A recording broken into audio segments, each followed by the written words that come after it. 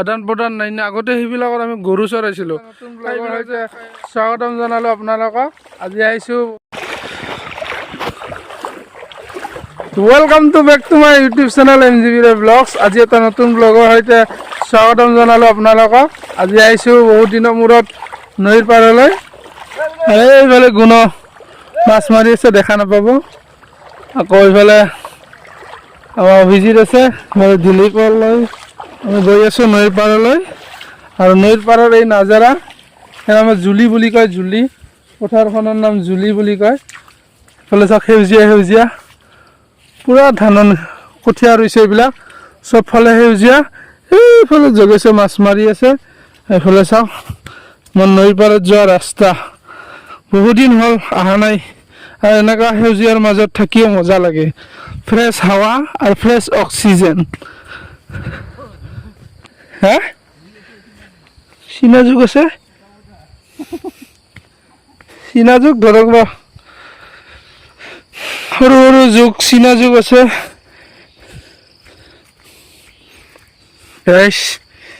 চীনা যুগ আছে বোলে।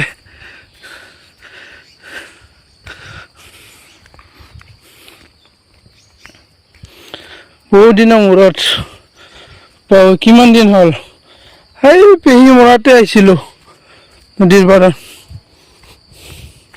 আৰু আজি আহিলোঁ।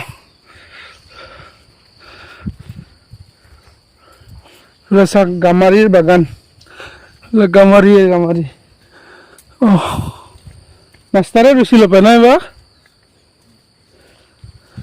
এইফালৰ দূৰত গামাৰিৰ বাগান। এইফালে পুখুৰী দিছে চাওক মাছৰ কাৰণে, ইফালেও কঠীয়া ৰুইছে।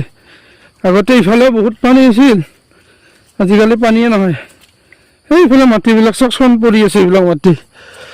আমাৰ ইয়াত পানীয়ে নহয়, পানীৰ অভাৱ। আজিও মানুহে কঠীয়া ৰুব নোৱাৰে আমাৰ এইবিলাক জেগাত। অকল চব্জি খেতিৰ কাৰণে বিখ্যাত এইবিলাক মাটি, সেইকাৰণে মানুহে চব্জি খেতিয়ে বেছি কৰে আমাৰ ইয়াত।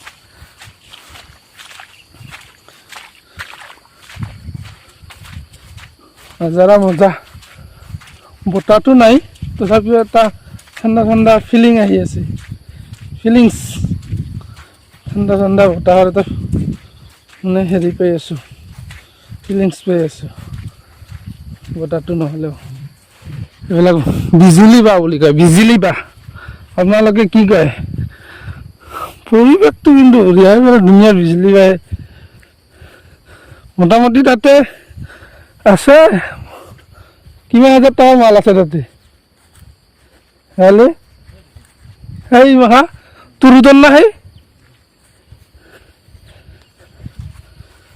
তুৰুতন মাল এইবিলাক চব মোটামুটি আছে তাৰ।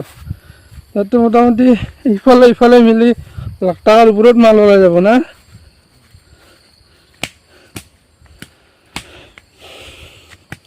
এতিয়া ফাইনেলি আপোনালোকক দেখাম পকালাগি নদীৰ নাজাৰা। চাই থাকিব, আছোঁ পানী বাঢ়ছে। বা লাইনৰ পোষ্ট ইফালে দি আনছে, বুজিছা? এইবিলাক জংঘল দেখছা না, আগতে এইবিলাক জংঘলে নাছিল। এতিয়া মানুহৰ আদান প্ৰদান নাই না। আগতে সেইবিলাকত আমি গৰু চৰাইছিলোঁ। এইবিলাক যে কাইচাবিলাক দেখছে, তাতে আমি গৰু চৰাইছিলোঁ। ওখ ওখ জেগা আছিল, এইবিলাক চৌৰা আছিল, কাটি কাটি চব নোহোৱা পেলাল, ধ্বংস কৰি পেলাল সেইবিলাক। তাতে আমি গৰু চৰাইছিলোঁ আগতে, সেই জংঘলবিলাকতো গৰু চৰাইছিলোঁ। সেইবিলাক জংঘলে নাছিল আগত। এতিয়া মানুহৰ আদান প্ৰদান নাই না, সেইটো কাৰণে জংঘল হৈ গ'ল চব। বেয়া লাগে। জংঘল হ'লে ভাল, গছ গছনি হ'লে ভাল, কিন্তু ইমানো জংঘল নহয় যে পৰিৱেশটো বেয়া হৈ যাওক। পৰিৱেশটো দেখাত অলপ বেয়া হৈছে, জংঘলটো বেয়া দেখা হৈছে। গৰু চৰু যদি তাতে দি থাকিলে, আগতকৈ গৰুও কমছে না। আমাৰে গৰু আগতে আছিল, আজিকালি নাই। সেনেকৈ বহুতৰে নোহোৱা হৈছে।